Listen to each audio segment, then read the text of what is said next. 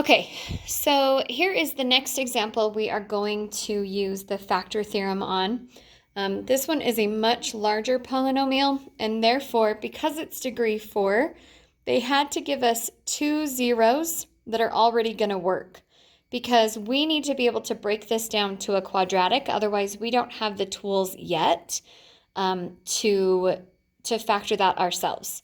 So the first thing, and I'm going to kind of jump ahead because I already tried to make a video and I got interrupted, and so I'm already like halfway done with this problem, but that's okay.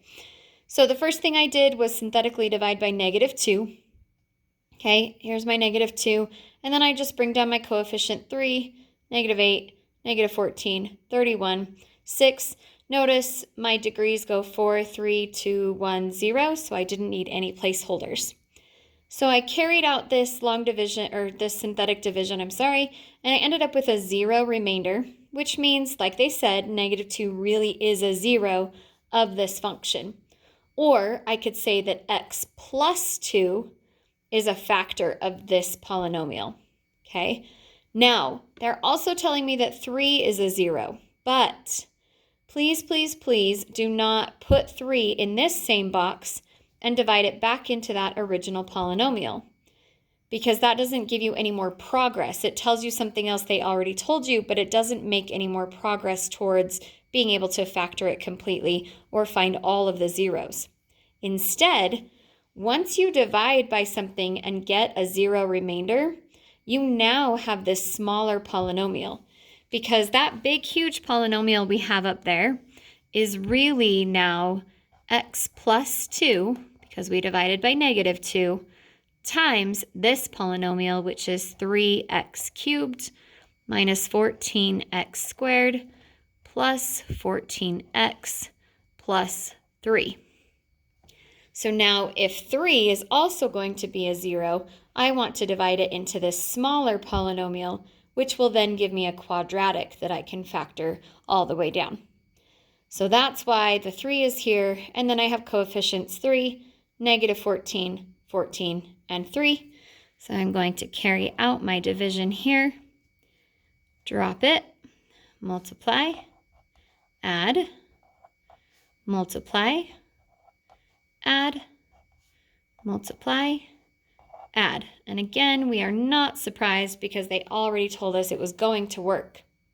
Well, now, instead of this, what we have up here, we now have that x plus 2 is a factor, x minus 3 is a factor, and when we divide both of those out of this great big polynomial, we are left with, remember this is cubic, so this must be squared, 3x squared minus 5x minus 1. At this point, if we are going to continue factoring or finding zeros, we need to decide if this will factor. I do not believe it will, because in order for it to factor, we would have to have two numbers that multiply to give us a times c, which is -3. And at the same time, those two numbers that multiply to give me -3 would have to add up to -5. And that does not happen, so this is not factorable. Okay, so I need quadratic formula to find the rest of my zeros. So when does 3x squared minus 5x minus 1 equal 0? When x equals, if you don't know the quadratic formula, it is, actually I'm just going to put it right here. So if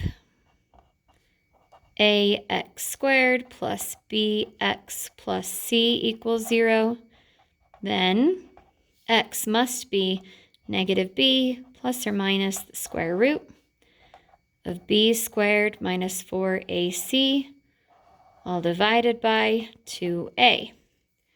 Okay, so here's just a little side note of the quadratic formula. Let's go back to our problem that we had here.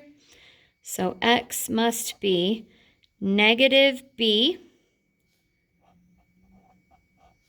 plus or minus the square root of b squared minus 4 times a times c, all of that divided by 2 times a.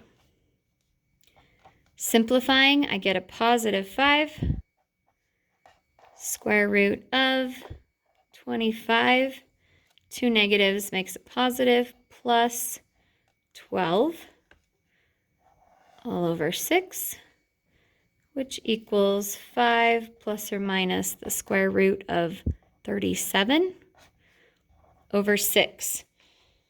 That does not really simplify and get any prettier than that. So I simply say my zeros are the negative 2 and the 3 that we already took out.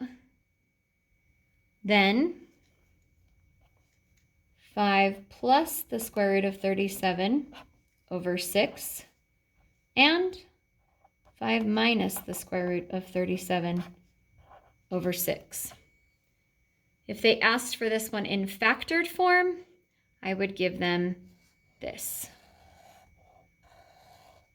It's 2 linear terms and a, what's the word they use? Irreducible quadratic. Okay? We could, this is really, really ugly, if they required it factored into linear terms.